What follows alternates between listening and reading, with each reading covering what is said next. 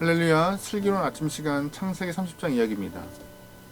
우리가 인생을 살다 보면은요, 인생을 좀 크게 또한 길게 봐야 될 때가 있습니다. 큰 시선을 갖고 인생을 바라보다 보면은 지금 당장의 어려움과 아픔들이 영원히 지속되지 않을 것을 우리는 잘 알고 있습니다. 그래서 우리가 닥친 이런 일들을 대수롭지 않게 넘길 수 있는 상황인데요. 그래서 이렇게 인생을 크고 넓게 바라보는 것을 우리가 거시적이라고 얘기하고 있습니다. 반면 매일매일 또한 순간순간 하나님께 도움을 구하고 하나님의 인도하심을 통해서 세밀한 나의 삶을 요구하고 또한 요청하는 것이 우리의 인생의 필요한 부분인데요. 이렇게 하나님께 구하는 작은 시선들, 아주 세밀한 부분들을 우리는 미시적이라고 말할 수가 있습니다. 그런데 오늘 창세기 30장에서 하나님을 바라볼 때 역사를 주관하시는 큰 거시적 하나님을 볼 수도 있고, 또한 아주 세밀하게 세심하게 일하시는 미시적인 하나님을 볼 수도 있습니다. 오늘 그 얘기를 좀 해보려고 합니다. 창세기 30장에서는요 뒤죽박죽 인생의 야곱의 모습을 좀 볼 수 있는 것 같습니다. 그의 가정이 참 힘들어요. 야곱은 삼촌 라반의 집에서 일을 하면서 둘째 딸인 라헬을 사랑하게 됩니다. 그래서 라헬과 결혼하기 위해서 7년을 열심히 일을 하죠. 7년 후에 라헬을 신부로 얻을 수 있다는 희망을 갖고 있었지만 삼촌 라반의 속임을 통하여서 라헬이 아닌 라헬의 언니였던 레아를 신부로 맞이합니다. 야곱은 다시 한번 본인이 사랑하는 여인 라헬을 얻기 위해서 7년을 더 일하죠. 무려 14년 동안 삼촌의 집에서 한 여인을 위해서 일을 하게 되는 그런 상황이 야곱의 인생에 놓여 있습니다. 그 이후에 이제 경쟁적으로 부인들이 아이를 낳기 시작하는데요. 그것 때문에 야곱의 가정에 큰 어려움이 발생합니다. 먼저 레아가 첫 번째 부인이었던 레아가 4명의 아이를 출산합니다. 그러자 라헬은 그런 질투심이 아주 경쟁적으로 발생하여서 가정을 좀 힘들게 하는데요. 라헬은 자기 시녀 즉 빌하를 남편에게 주었고 빌하를 통하여서 2명의 자녀를 얻게 됩니다. 그 모습을 보고 있던 레아도요 자신의 시녀 실바를 남편에게 주어서 2명의 자녀를 또 얻게 됩니다. 그 이후 하나님이 레아를 기억하셔서 레아를 통하여 2명의 자녀를 또 허락하셨고, 하나님도 또한 라헬까지 생각하셔서 마지막 그에게 아들 한 명까지 허락하십니다. 그때 얻은 아들이 요셉인데요. 그 이후에 베냐민을 얻긴 하지만 오늘 창세기 30장에서는 요셉까지 11명의 아이를 출산하는 과정을 좀 설명하고 있습니다. 창세기 30장을 보면은요, 야곱의 아내들의 시기와 반목과 질투가 그래서 아주 복잡한 야곱의 가정사를 좀 보게 되는 것 같아요. 그 모습만 좀 보면은요, 이게 하나님을 믿는 가정인지 믿음의 가정인지 분간하기 쉽지 않을 정도의 그런 상황이 발생합니다. 일주일에 한 번씩 출산을 하고 그러는 것이 아니라 한 달에 한 번씩 임신하고 그러는 것이 아니라 이 창세기 30장에서 나오는 아이들의 명수를 체크하고 임신하는 계절을 좀 바라본다면요, 적어도 최소한 10년 이상 야곱의 집에는 평안함이 존재하지 않았다는 것이에요.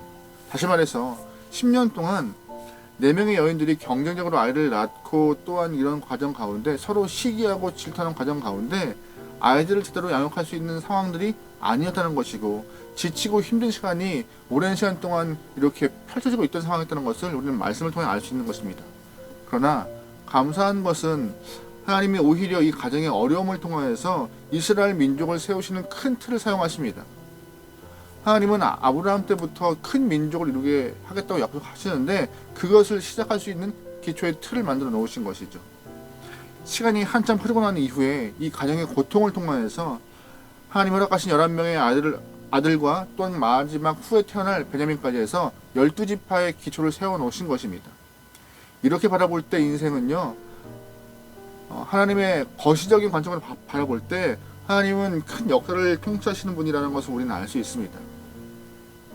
내가 당하는 고통과 또한 어려움을 왜 겪는지 우리가 모를 때가 많습니다. 또한 언제 이러한 매듭들이 풀릴지를 알 수가 없을 때가 많아요. 하지만 우리가 하나님이 역사를 인도하시며 삶을 주관하신다는 그런 거시적 관점으로 바라본다면은 하나님의 뜻과 목적을 가지고 이렇게 일을 하셨구나라고 깨닫고 찬양할 때가 존재합니다. 요셉이 그래요. 요셉이 형들의 질투를 통하여서 노예로 팔려버리죠. 또한 보디발의 가정 안에서 자신의 신앙을 지키기 위해서 감옥까지 가는 일이 발생하잖아요.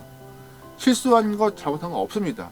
하지만 그 억울하고 눈물 흘리고 괴로운 시간이었지만 그 고통의 시간을 잘 감내하여서 요셉이 총리가 된 이후에 형들과 만나는 때가 있죠. 그때 요셉이 이런 고백을 해요. 창세기 45장 7절부터 8절입니다. 하나님이 큰 구원으로 당신들의 생명을 보존하고 당신들의 후손을 세상에 두시려고 나를 당신보다 먼저 보내셨나니 그런즉 나를 이리로 보낸 이는 당신들이 아니요 하나님이시라. 하나님이 나를 바로에게 아버지로 삼으시고 그 온 집의 주로 삼으시며 애굽 온 땅의 통째로 삼으셨나이다. 아멘. 요셉의 인생 가운데 시작은 형들의 질투로 인한 노예 팔아버림 될 수 있어요. 하지만 요셉은요, 상황들을 바라보니, 시간이 흘러서 바라보니 그 고통의 시간들은 하나님이 먼저 보내셔서 형들과 형들의 후손들, 우리 집안을 보호하기 위한 하나님의 계획이었다고 고백하는 본문이 나오잖아요. 한참 시간이 흐른 후에 하나님의 섭리를 깨달은 요셉의 고백입니다. 화를 선호로 바꾸시는 하나님을 알고 찬양하는 모습이 창세기 45장에 나와요. 우리는요, 인생의 터널을 어디쯤 지나고 있는지 알 수 없습니다.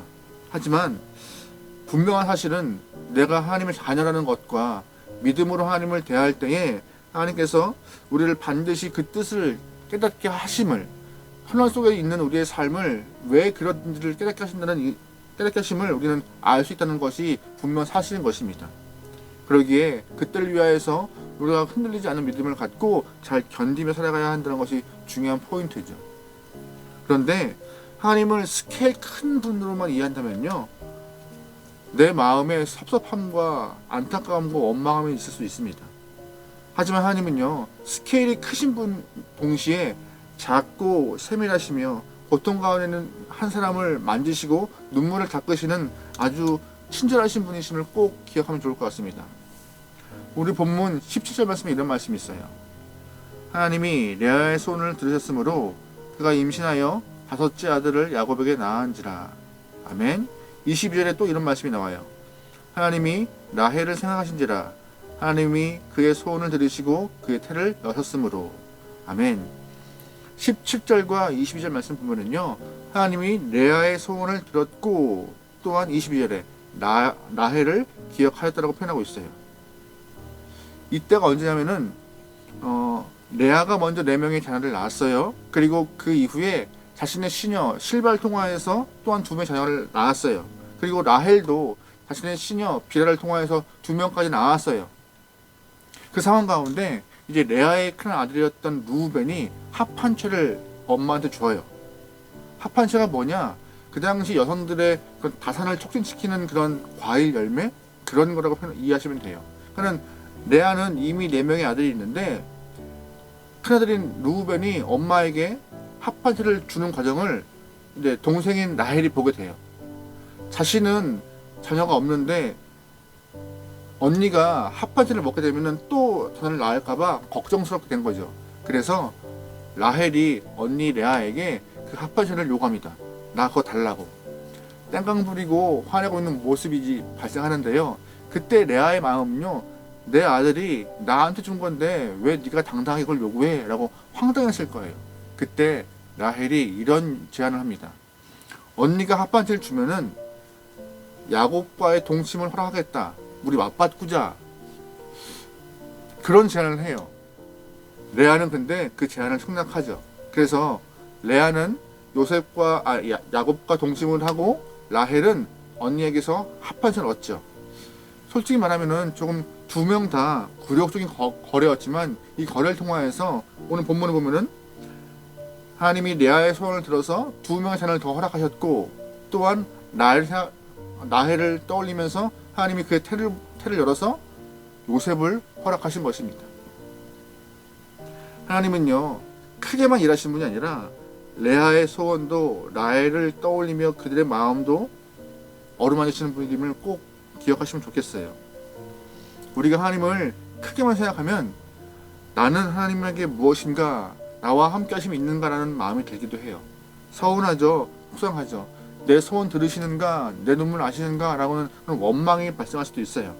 하지만 분명히 기억해야 할 것은 하나님은 가장 적절할 때에 가장 필요한 것으로 응답하시는 분이십니다. 그래서 그 응답을 통하여서 내 눈물을 닦으시고 위로하시는 분, 그 세밀하게 일하시는 분이 하나님이세요. 우리 인생 가운데 하나님이 세밀하게 일하지 않으시면요, 우리는 이 험한 세상을 살 수 없습니다. 오늘 우리가 이 아침 시간에 말씀을 보는 것도 세밀하게 나에게 허락하시는 음성이 있기 때문에 말씀을 듣는 것이고, 기도하면서 하나님 오늘 하루를 맡기는 거잖아요. 하나님의 세밀한 손길을 여러분 신뢰하며 살기를 소망합니다. 오늘 본문은요, 크게 두 가지를 말하고 있어요. 거시적으로 크게 일하시는 하나님, 또한 미시적으로 세밀하게 일하시는 하나님. 여러분 삶에 그 두 하나님이 다, 하나님의 모습이 다 임재하길 소망합니다. 하나님은 크게 일하시는구나 라는 깨달음이 있길 소망합니다. 왜 나한테 일하지 않으시지? 왜 나를 이렇게 힘들게 방치하시지? 라는 마음 갖지 않기 원합니다.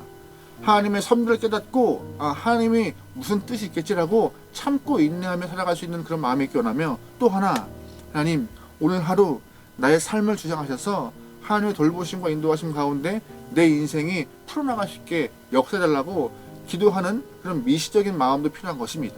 여러분, 두 하나님을 다 내 안에 품고 믿음 생활하면서 승리하는 오늘 하루가 되기를 주님으로 축원합니다. 아멘. 기도하시겠습니다. 하나님, 편협하게 생각하지 않고 주님의 큰 손길과 뜻과 섭리를 바라보며 믿음으로 인내하는 삶을 살게 도와주옵소서. 그 과정 가운데 또한 우리의 눈물과 우리의 목소리를 외면치 않으시고 언제나 들으면서 우리의 삶을 인도하시는 주의 손길을 믿습니다. 그러기에 하나님, 우리가 기도할 때마다 우리의 음성을 들으시고 가장 좋은 때 좋은 모습으로 응답하실 줄을 믿으며 하나님의 섭리를 믿으며 살 수 있는 신앙인 되게 도와주옵소서. 하나님, 그 믿음을 잃지 않고 끝까지 믿음의 이 길을 완주하라 하오니 주님 역사하시고 오늘 하루 우리에게 있는 시간들을 붙잡아서 하나님 보시기에 영광스러운 시간들을 보낼 수 있도록 동행하여 주옵소서. 모든 걸 맡기오며 예수님의 이름으로 기도합니다. 아멘.